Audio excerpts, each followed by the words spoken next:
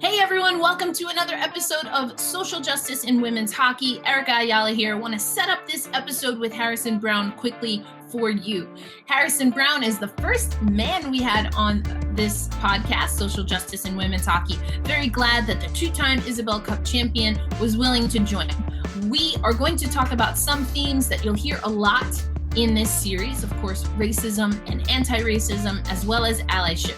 But Harrison Browne and I also talk about transphobia, as well as thinking differently about Pride celebrations in Pride Month in wake of the news cycle surrounding George Floyd's death, Breonna Taylor's death, and unfortunately, many, many more. So I appreciate Brownie getting into that. You'll hear me reference his YouTube channel, popping the link up here as well as in the descriptions. Please go check that out. Certainly a great resource for me. I mentioned you can play, other things of that nature. Also, you can find that in the show notes. Question of the episode with Harrison Browne. How do you define gatekeeping? Yep, how do you define gatekeeping? Harrison and I talk a little bit about that within the context of anti-racism work, work on behalf of LGBTQ plus people and allyship. So think about that term gatekeeping. How do you define gatekeeping? Before we head over to the episode, I want to remind you to subscribe to Social Justice in Women's Hockey. We have had Blake Bolden, Ali Thunstrom, Soraya Tinker, Liz Knox on the show so far, and our next episode will feature Rebecca Morse and Madison Packer, captains of the Metropolitan Riveters. Moose Packer and I run through 6 key questions. I'm talking about anti-racism. It's a really great conversation. Don't want to miss that. So if you're not already subscribed, go ahead and do that now. Without further ado, here is my interview with Harrison Browne. The reason I wanted to bring that up is because I thought you had a really great conversation. I was a big fan of the YouTube series that you did, or your YouTube channel, but I think you, or I would hope that you remember that I really was impacted by your conversation with Erica Lawler. Yeah.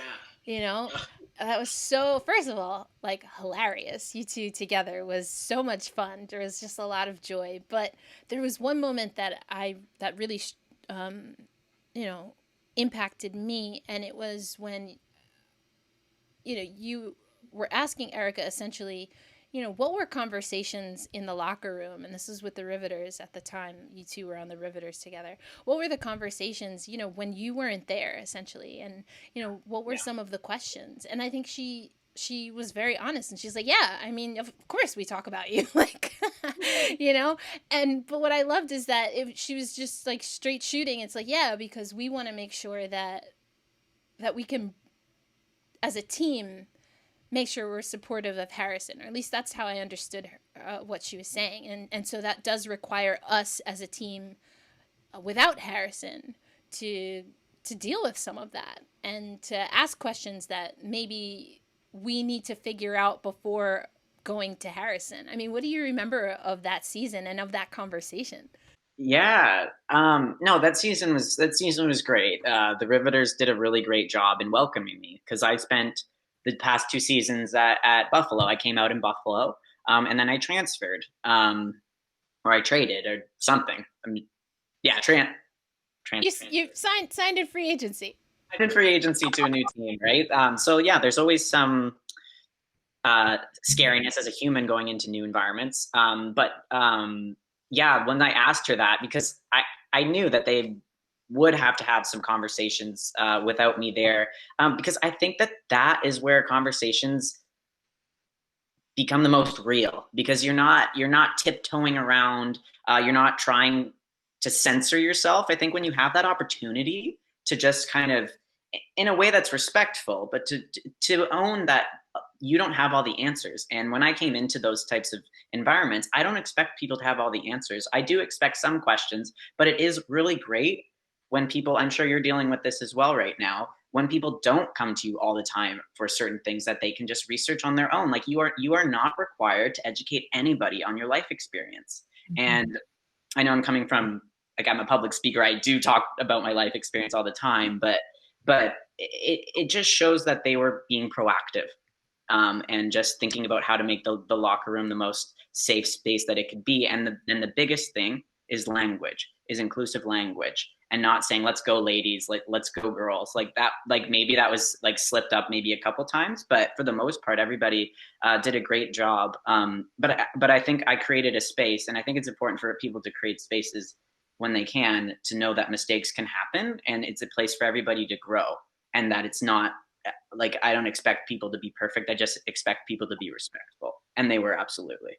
Yeah, and I've always loved that about you. You've always been open, and I think one conversation that you and I had, just as Harrison and Erica is, you were like, I don't mind when people come with questions, as long as they are coming, with good intention, with some thought, and not just kind of asking a question like, I used to get this as someone who, grew up as a tomboy, and people would just come like, are you a girl or are you a boy?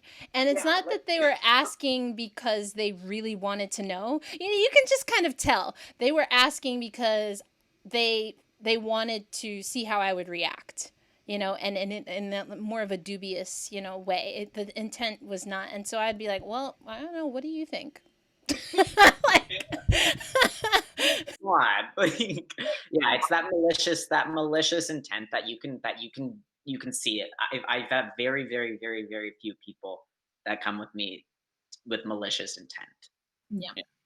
Yeah, I think that's important too. Is like, to your point, yes, I am going through a little bit of that, and also to what you said, I know though that I've put myself in a position, and even saying that, I don't always. I'm like, oh yeah, I sure did that. I did that. I got to deal with now what that means emotionally, mostly. But yes, I am someone that is more comfortable with that. But that doesn't mean I don't represent everyone who identifies like me. So it's always good to kind of figure out what that starting point is, Right. with whomever you're seeking to learn about and to learn from. Mm-hmm. Mm-hmm. And so that leads me to, and this conversation that I'd like to have with you. And we talked a little bit offline because, again, I've had to do some learning lately because of something that a certain writer has, some things that have flared up when it comes to J.K. Rowling, and some transphobic comments. And I want to start reflecting from my perspective. Because again, I want to, I'm hoping to offer an example of some work that I had to do. And so as and this is the most recent flare up, I think happened within a week or two. But there had been something that happened a few months prior. It came to my attention that her language was offensive to the trans community. And I want to be completely honest that I did a lot of digging into what I believe to be the origin of some of her comments. And it was not immediately clear to me why the comments were transphobic.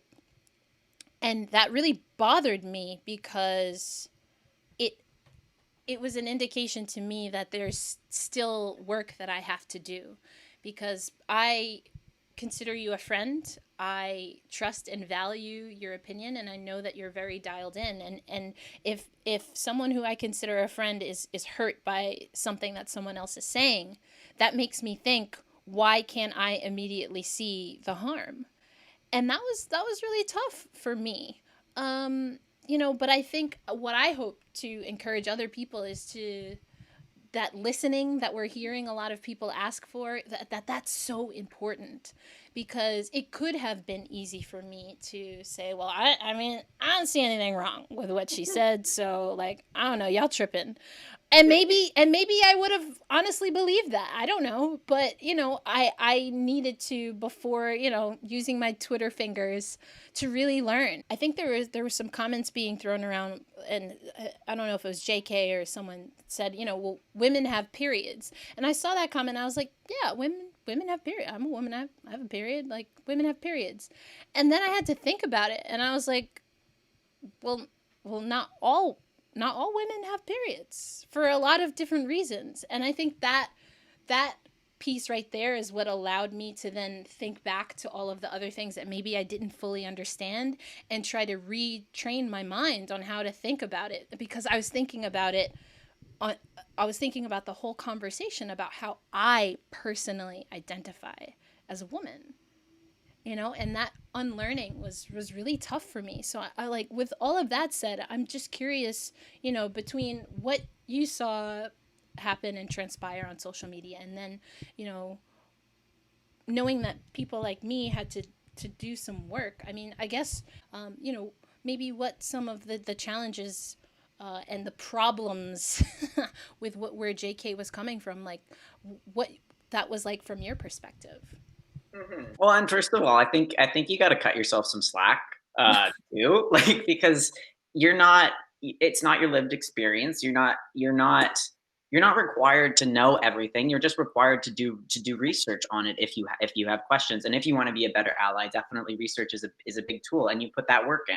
So like, don't don't be hard on yourself if you didn't know, because sometimes even transphobic language might not even ding on me if it's not my lived experience. Right. So yeah, no. But the last one really hit home for me because it was directly against me. That's why it hit such a big nerve. And that's where I think everybody wants to get to that point where, like, it'll hit your nerve even if it's not about you. So that's something that I need to learn myself. That's something that everybody needs to learn. And that's where I think that we're all in right now, is that we don't necessarily understand. We see people hurting and we want to know where that hurt's coming from. That's being a good ally. So that's my little thing on that. But yeah, so for J.K. Rowling, like last week, 2 weeks ago, there was this poll about gender inclusive language to talk about people that menstruate, and she made this tweet that was like, I don't know, like women, like just some really weird spelling, and it was just very dismissive, and the way that I'm saying it too, it was just very sarcastic and really, really hurtful, because I identify as a man. Even though now I'm physically transitioned, I don't have a period anymore, but I did at one point. And to have somebody just say, hey, if you have a period, you're a woman. Like, and that just invalidates every trans person's identity. It's saying like, okay, you can dress however you want. You can call yourself however you want, but deep down, you will never be what you say you are. That is the whole narrative of what she is saying. And that's where it is the most hurtful, because transgender people are questioned about who they are all the time. And to have people constantly scrutinize who you are based on something that you can't change, biological sex, like that is a huge trigger for a lot of people. And periods for me used to be a really big triggering thing. And I'm privileged to not have that now. Now I have that mentality, that peace of mind. It's really helped my mental health. But back then it was really quite a terrible time. To have somebody her high profile and her influence, like, I don't know how many followers she has, millions and millions of followers, and to perpetuate that sort of mentality, saying like, you will never be who you say you are not valid. It is extremely, extremely harmful. And it was really great to see a lot of the actors like Daniel Radcliffe and stuff come out with support statements, because that will save somebody's life. Like seeing the actor of Harry Potter come out and say, hey, this writer is not right. You are who you are. And I don't know. It's just really, am it's astounding that somebody wants to target that segment of society that is already so vulnerable. I don't know. But that, yeah, I could go on forever on that. Wow. I appreciate you talking through that. I'll obviously it's just you and I right now, but people will eventually watch this. But again, I think that you were kind in saying Erica, take yourself off the hook, and while I appreciate that, I also I think it's important for me to own up to that was something that I honestly hadn't thought of, because I also identify as Black Latina, and that could be like that's a whole thing for sure. So I can relate to being told that I'm not enough of something because I add Latina and I don't use African American, for example, because for me that erases my Caribbean culture. And that's a choice that I make because I know my history and I know who I am, and I know that my ancestry, my direct descendancy, is very important for me to uplift. But that can be problematic in spaces, which so to hear you break that down and then to be able to relate that to something that's very personal to me, I appreciate being able to do that just now because it really helped me be able to understand a little bit better and to, again, it's reinforcing, like you said, just the ongoing learning that we all need to do, and knowing that a lot of this stuff is just so deep rooted, which takes me back, like to this idea of allyship and ally. And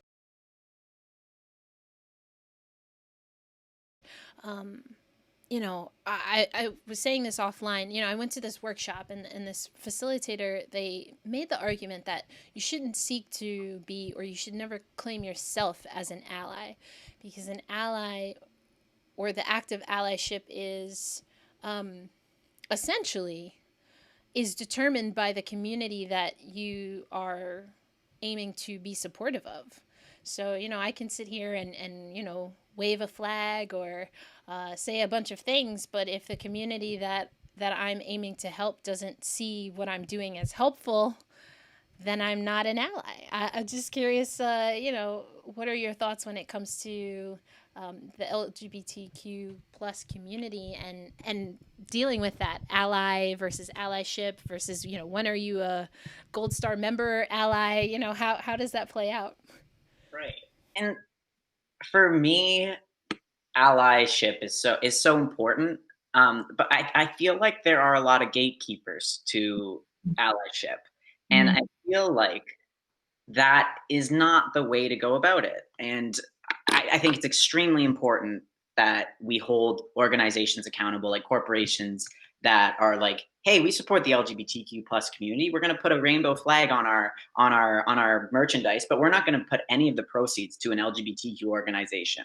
Like that's where I draw the line, where that's like, no, you are capitalizing on something, and you're capitalizing on a marginalized community and using them. But when somebody comes out with a statement and has some action behind it, even if it's not perfect, even if it's not exactly what you as a community want, like I think that the Pride nights for the NHL, a lot of people say that there isn't enough work done behind it, but I think that there is a ton of work by just having NHL players that are idolized by young kids come out and say, hey, I support the LGBTQ plus community. If you can play, you can play. I think that is a huge statement, and there needs to be more action put behind it. Obviously, working the grassroots, to eradicate homophobic language within dressing rooms, to allow LGBTQ plus people to have a space to flourish in hockey. There needs to be work done in that. But I think it's great when I see a Pride night, and I think it really helps the fans the most. And to have a sport like hockey that is predominantly white, that is predominantly straight, masculinity and everything like that, to have a sport like that had every single team have a Pride night, I think that is absolutely amazing. But Yeah, to go on with your question, it's just active allyship is doing the work, putting the research in. If there's something that you don't understand, trying to actively find it out instead of being lazy and being like, oh, I don't get it, I'm not going to do anything. Like, I think that's a great thing. I think there are just different steps that you can take, and every single step to be an ally is valid. You can donate to organizations, you can volunteer to organizations, you can retweet things, you can amplify voices on your social media. I just think that people think that there is this perfect way to be an ally, and if they aren't that, they're not even going to try. So that's where I think allyship can miss the mark. Yeah, I appreciate you offering that, like the gatekeepers, right? I think that happens so often, and it can be exhausting, even for people who, are doing the work and, are squarely in the, whatever the community or communities. Yeah. Well, and I feel like with George Floyd and the Black Lives Matter movement, people might be stepping into the role of ally for the first time in their lives, and they don't know what they're doing. And that's okay to not know, but it's not okay to not try. And that's just where I think. But I just want to reiterate the fact that it's absolutely unacceptable for organizations to capitalize on something. Like, if somebody's making a T-shirt right now that says Black Lives Matter and they don't have anything linked to it, they're not donating, they're not having Black people within their CEO where all the decisions are being made. That's absolutely wrong, and that is definitely a wrong way, and that's not an ally. Right. Yeah. I just want to make sure that's clear. Yeah, I love that exclamation point, and that's that performative aspect. Performative allyship. Exactly, yes. That we're seeing. And I think in that you really have offered, some blueprints as to what, not just for the sake of not being, called out or canceled, but what are those ways for organizations in particular, because this is all of the things that we're talking about require at minimum a culture overhaul. Absolutely. At minimum, I think, and that's I would argue from a business perspective, best case scenario for a business is that they're able to do a successful culture overhaul. But culture comes from people. And so I'd love to hear, and maybe you have examples, because I know that you've done work with You Can Play and have been an ambassador for the NHL. What have been some of the more successful ways for organizations to be able to tap into this ongoing commitment from your perspective? So this ongoing commitment to allyship, to culture change, and identifying that the culture as it exists is not as supportive as it can be. I've done some work with Gillette. I think Gillette is doing a really great job right now of amplifying voices and also putting money behind it, because putting money behind it is ultimately what we need. But being able to amplify voices, and they've featured a transgender man in their commercials, and they've sought me out to help them with some language used and stuff like that. So they're actually thinking about ways to support the community, and that has been really good to see. But culture overhaul, I haven't been behind the scenes enough on organizations to know what's going on behind the scenes in that. And I'd hate to speak on it when I haven't seen it, because there's a lot of organizations that say that they're doing things, and it's great to see it, but people haven't been able to see enough. There hasn't been enough time passed to see like what people are actively doing. But I think that the NHL is also doing a good job. A ton of players have come out with some really great statements. Vander Kane came out with that. What's the initiative called? Is it?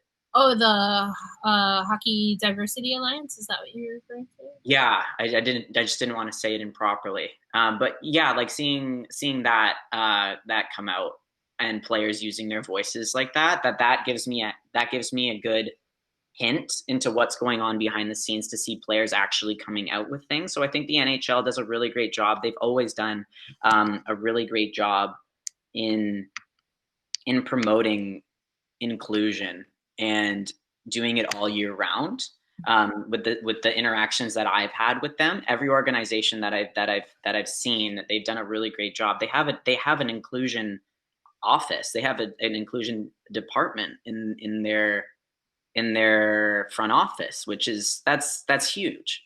So yeah, definitely NHL, Gillette, TD Bank in Canada does a really great job. They have this thing, it's called Forever Pride or Forever Proud, and their emblem is a rainbow in a circle. And I think that is the biggest thing that corporations can take away, is saying that, yeah, sure, maybe you're doing something for Pride Month, maybe you're doing something for Black History Month or Black Lives Matter. What are you doing all year round for it? This shouldn't be a monthly conversation. So I think that those three companies do a great job of like all year round sort of things. Yeah. Again, I want to just be open to if there are any things that you wanted to talk about or to bring attention to, or. I just hope everybody's staying safe and doing what they can for mental health wise. Like, I know this is an extremely difficult time for a lot of people, and it's hard to see the light at the end of the tunnel, but know that we are going to get through this. We will see each other on the other side of this, and to just stay strong and stay active in the fight for equality for everybody.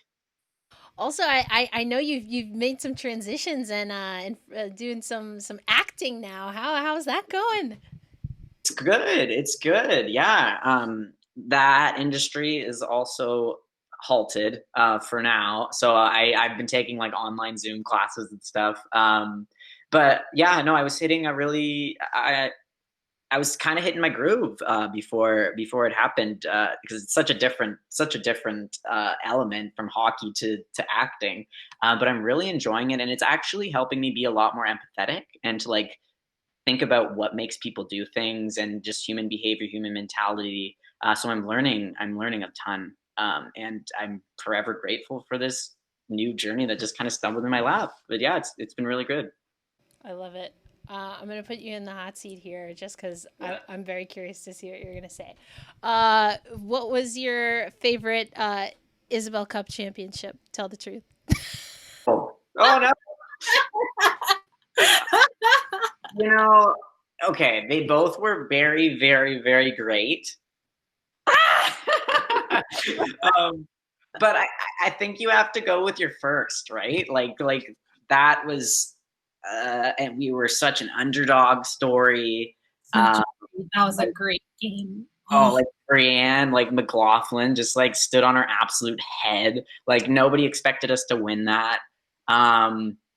It was really special, and it was somebody had asked me like what I was feeling after that game, and I just said like I'm so happy that Harrison Browne is going to be etched onto that trophy, and like that my chosen name is going to be on something. And like that was, yeah, super, super powerful.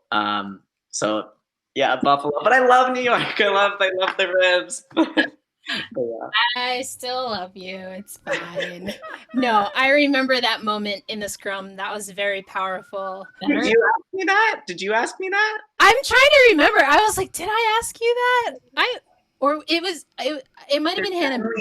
There's definitely like a quote one that I know we did that when I was still working with the Ice Garden. I want to say, oh God, I don't even remember. It was either me or Hannah Beavis. So I think it might have been Hannah.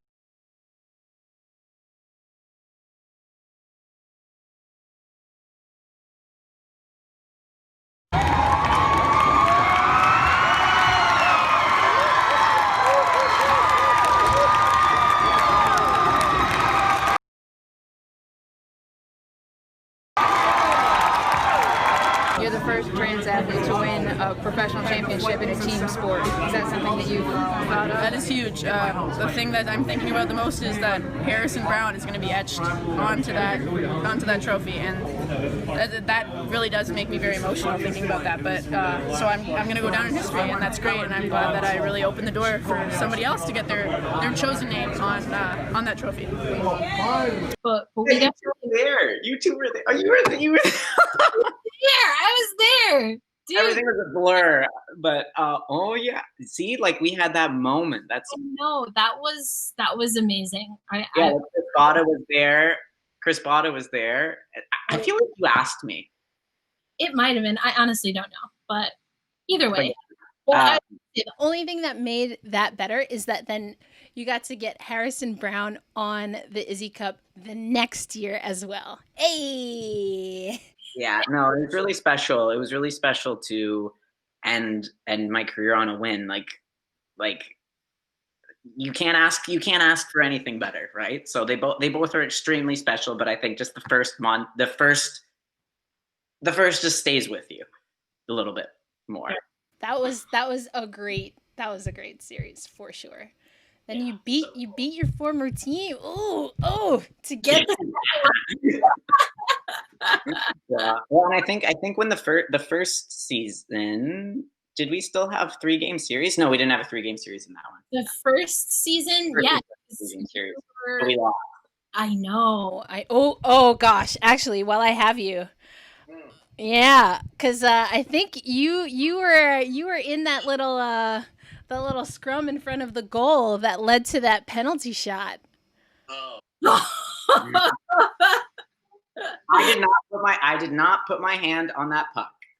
All right. I didn't put my hand on that puck. From Brownie. I didn't. Sticking to it.